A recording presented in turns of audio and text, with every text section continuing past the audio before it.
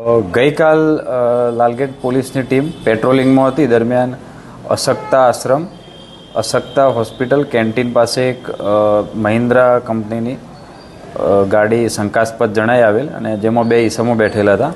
આ બાબતે તપાસ કરતા ગાડીની અંદરથી બે ઈસમો મળી આવેલ, જેમના નામ છે મંસૂર સુલેમ મોહમ્મદ આરિફ અને અકરમ અલી અનવર અલી શેખ, રહે બંને હરિપુરા રામપુરા લાલગેટ.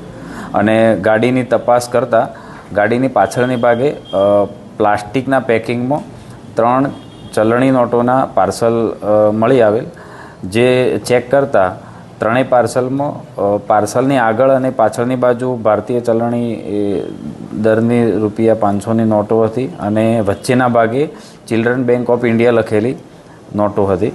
આ બાબતે FSL અધિકારીને બોલાવી અને નોટોનું પ્રાથમિક પરીક્ષણ કરી અને FSL ગાંધીનગર મોકલી આપવા તજવીજ કરેલ છે. અને આ નોટો બાબતે પ્રાથમિક પૂછપરછ કરતો તેને ઠાકોરભાઈ મગનભાઈ પરમાર, રહે રાંદેર તાળવાડીવાળો આપી ગયેલાનું જણાયેલ છે. અને આ નોટો ખરેખર ડુપ્લિકેટ છે કેમ એ બાબતે FSLમાંથી અભિપ્રાય આવ્યાથી આગળની તપાસ થશે અને અત્યારે જાણવા જોગ નોંધી અને આગળની પૂછપરછ કરી તપાસ ચાલુ છે. નહીં, અત્યારે પ્રાથમિક તપાસમાં કોઈ આવી વિગત બહાર આવેલ નથી. શું કરે છે, શું કામકાજ કરે?